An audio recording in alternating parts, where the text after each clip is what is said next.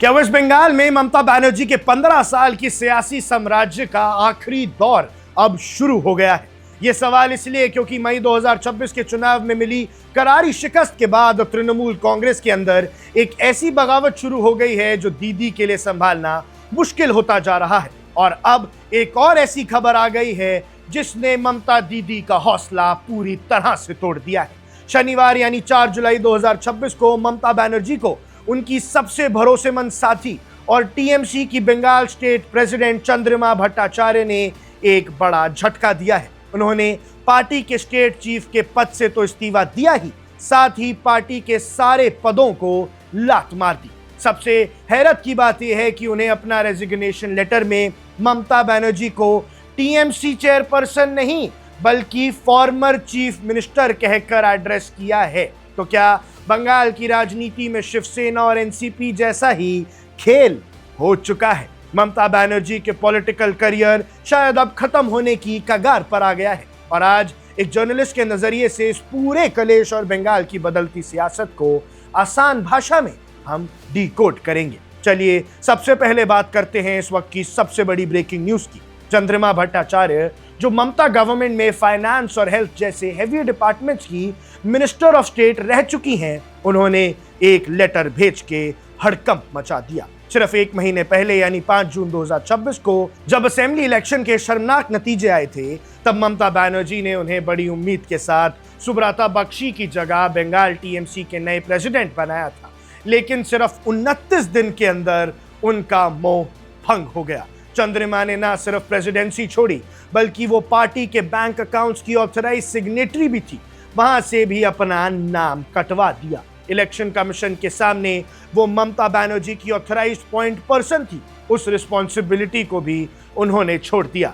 यानी कानूनी और फाइनेंशियल तरीके से उन्होंने ममता फैक्शन से अपना रिश्ता पूरी तरह से तोड़ लिया है। इस पूरे झटके को समझने के लिए हमें 2 महीने पीछे जाना होगा। मई 2026 में वेस्ट बंगाल की असेंबली इलेक्शंस में एक ऐसी लहर आई जिसकी कल्पना शायद ममता बनर्जी ने भी कभी नहीं की थी। बीजेपी ने 294 में से 207 सीट्स जीतकर ऐतिहासिक लैंडस्लाइड विक्ट्री दर्ज की और शुवेंदु अधिकारी बंगाल के नए मुख्यमंत्री बन गए। वहीं टीएमसी सिमट कर सिर्फ 80 सीट्स पर आ गई। खुद ममता बनर्जी भवानीपुर सीट से हार गई और चंद्रिमा भट्टाचार्य भी दमदम उत्तर सीट पर बीजेपी के सौरभ सिकदार से चुनाव हार गई। इस हार के बाद टीएमसी 2 हिस्सों में टूट गई। एक है ममता बनर्जी का फैक्शन जिसे लोग अब कालीघाट तृणमूल कह रहे हैं, और दूसरा कैंप बना रिबेल एमएलएस का जिसके नेता रीताब्रता बनर्जी को बताया जाता है। इस स्प्लिंटर ग्रुप में टीएमसी के 80 में से 58 एमएलए शामिल हो गए। और देखिए, एंटी डिफेक्शन लॉ से बचने के लिए 52 एमएलए की जरूरत थी और इनके पास 58 है। इसलिए असेंबली स्पीकर ने जून की शुरुआत में ही इस रिबेल ग्रुप को ऑफिशियल ऑपोजिशन पार्टी का दर्जा दे दिया। यानी असल तृणमूल पर दावा अब इन बागियों का भी हो गया है। चंद्रिमा भट्टाचार्य के इस्तीफे के ठीक एक दिन पहले यानी शुक्रवार को कोलकाता में हाई वोल्टेज ड्रामा हुआ। ईएम बाईपास पर बने टीएमसी की मल्टी स्टोरी पार्टी ऑफिस यानी टीएमसी भवन पर रीताब्रता बनर्जी के इस रिबेल फैक्शन ने जाकर कब्जा कर लिया। उन्होंने वहां ट्विन फ्लावर का बैनर तो लगाया पर ममता की तस्वीर नहीं हटाई। उनका कहना है कि असली टीएमसी हम हैं। खबर है कि जब ये कब्जा हुआ तो चंद्रिमा भट्टाचार्य उसी बिल्डिंग में मौजूद थी। इस्तीफे के बाद उन्होंने बयान दिया कि मुझे खुद दुख है कि दीदी ने मुझसे कहा कि मैंने टीएमसी भवन उन बागियों को सौंप दिया, पर मैं कौन होती हूँ भवन सौंपने वाली।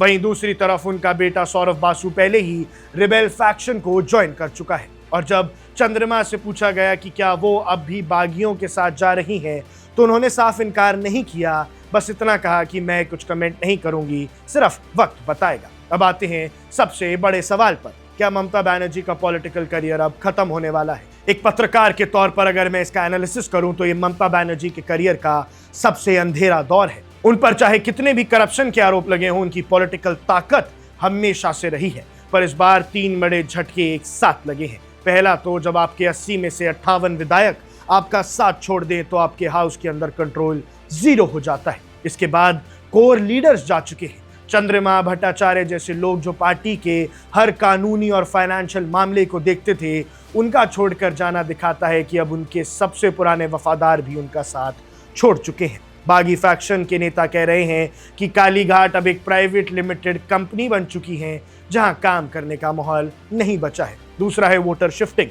2026 के चुनाव में जो मुस्लिम वोट्स हमेशा टीएमसी का श्योर शॉट बैंक होते थे, वो इस बार स्प्लिट हो गए कांग्रेस, लेफ्ट और एजीयूपी में। वहीं महिलाओं का वोट भी बीजेपी की तरफ शिफ्ट हो गया क्योंकि बीजेपी ने उन्हें डबल कैश इंसेंटिव का वादा किया था। ममता बनर्जी एक फाइटर है, उन्होंने लेफ्ट के 34 साल के शासन को उखाड़ा था, लेकिन इस बार दुश्मन बाहर नहीं, उनके घर के अंदर ही था। अपने ही भतीजे अभिषेक बनर्जी के बढ़ते कद और पुराने लीडर्स की अनदेखी ने इस पार्टी को अंदर से खोखला कर दिया। तो दोस्तों, वेस्ट बंगाल की राजनीति इस वक्त उस मोड़ पर खड़ी है जहां से वापस लौटना ममता बनर्जी के लिए लगभग नामुमकिन सा दिख रहा है।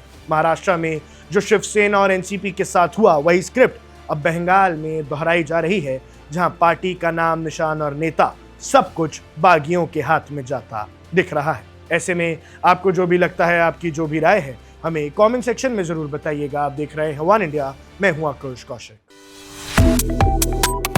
Subscribe to One India and never miss an update. Download the One India app now.